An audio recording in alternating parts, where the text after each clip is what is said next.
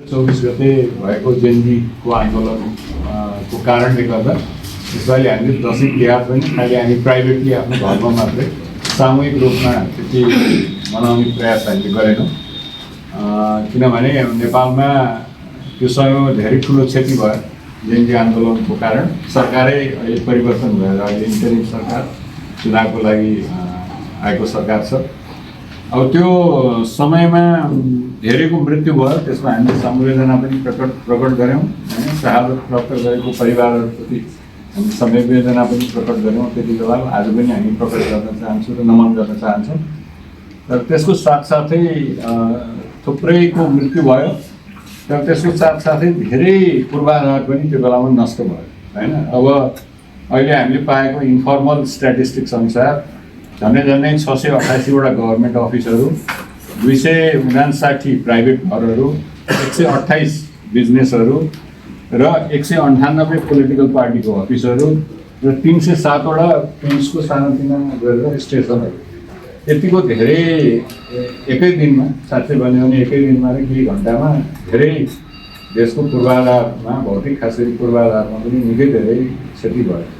अब मानवीय क्षतिको त हामी पेमेन्ट नै गर्न सक्दैनौँ, त्यसको चाहिँ अतुलनीय क्षति त छँदैछ।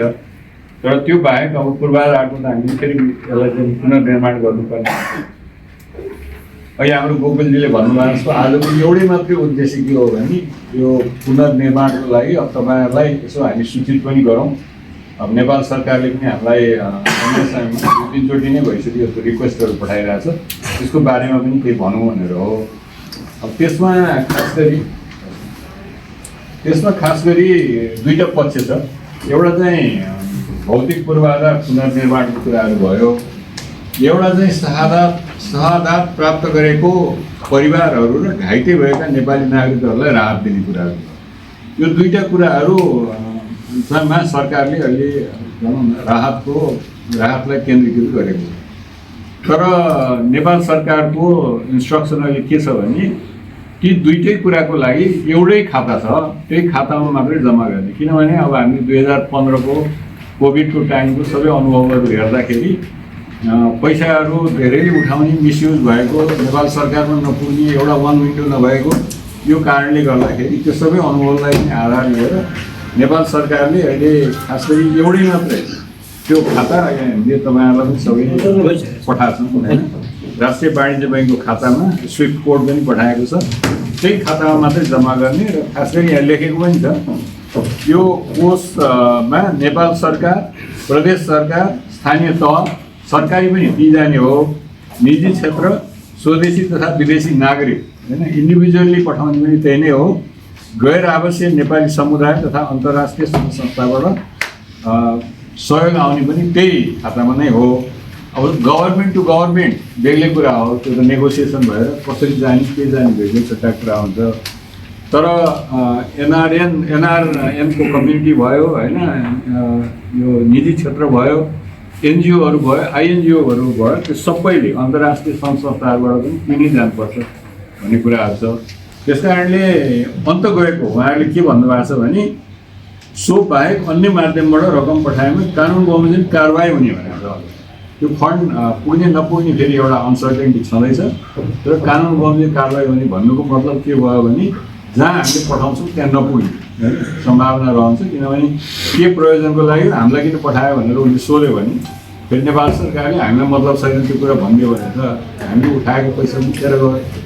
त्यस कारणले यही खातामा तपाईँहरूले राखिदिने। अब यहाँ एउटा कुनै ठाउँबाट गो फन्ड मी भन्नेबाट पैसा उठाएर छ, क्राउड फन्डिङ छ नि होइन, विभिन्न यसका नामहरू पनि छ। त्यो उठाएको पैसालाई अहिले डिपोजिट गर्न उहाँहरूलाई धेरै नै मुस्किल भइरहेछ। किनभने कसले दियो, के दियो, त्यहाँ त केही पनि छैन स्पष्ट कुरा। त्यो भएको हुनाले अहिले उहाँहरूले अर्थ मन्त्रालयमा विशेष रिक्वेस्ट गर्नुभएको छ। अर्थ मन्त्रालयले अझैसम्म त्यो पोजिटिभ रेस्पोन्स दिएको छैन। अनि त्यस्तै अरू इन काइन्ड पठाउने सपोर्टहरू पनि पहिलाको हामीले अनुभव हेर्दाखेरि धेरै नै समस्या भएको छ। र खास गरी टार्गेट ग्रुपमा नपुग्ने, यसैमा सबैजनाले केन्द्रीकृत भएर पठाउने भन्ने एउटा हो। र दोस्रो कुरा चाहिँ के हो भने तपाईँहरूले अब यत्रो देशको क्षति भएको छ, अब हामी यत्तिकाजना बाहिर छौँ, तपाईँहरूले आफ्नो तर्फबाट होइन यहाँको साथीभाइ सङ्घ संस्था कहाँबाट हुन्छ उहाँहरूलाई पनि यो सहयोग गरिदिनु होला भनेर रिक्वेस्ट गरेर यो खाता नम्बर दिने होइन। नेपालमै हुनुहुन्छ भने त फोन पे पनि छ होइन, क्युआर कोड पनि छ, तर त्यो क्युआर कोड अहिलेसम्म हामी यहाँबाट त चल्दैन होइन। हजुर त्यो चल्छ अहिले यहाँबाट ए भने आफ्नो एकाउन्टबाट चल्छ होइन, इन्डियन एकाउन्टबाट त चल्दैन। ल त्यो पनि त राम्रै कुरा रहेछ, ट्याक्स पनि काटेन फेरि। ट्याक्स पनि काटेर र त्यो पनि राम्रो रहेछ। त्यस कारण त्यो क्युआर कोड छँदैछ, एकाउन्ट नम्बर छँदैछ, वाणिज्य ब्याङ्कको नाम छँदैछ। अब एउटा कुरा त्यसैमा मात्रै फोकस गर्ने, अन्य कसैले सोध्यो भने पनि तपाईँहरूलाई यो बाहेक अन्य ठाउँबाट हामी पैसा लिँदैनौँ लाँदैनौँ, यो चाहिँ इलिगल हुन्छ भनेर यहाँ लेखेकै छ।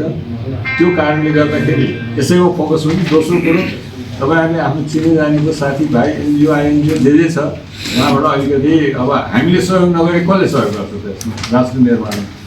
किनभने अब यो ठुल्ठुलो पूर्वाधारहरू पनि बिग्रियो, त्यो त्यसको लागि हामी सबैलाई दुःख त लागेकै छ, तर यसको लागि सबै नेपालीहरू एक भएर अब यसमा अलिकति सहयोग गरिदिनु परेको भन्ने एउटा नेपाल सरकारको तर्फबाट हामीले तपाईँहरूलाई आग्रह गरेको हो। आजको एजेन्डा यति नै हो। अब अरू कुराहरू हामी समय समयमा गरिहाल्छौँ। अब यही विषयमा मात्रै आज फोकस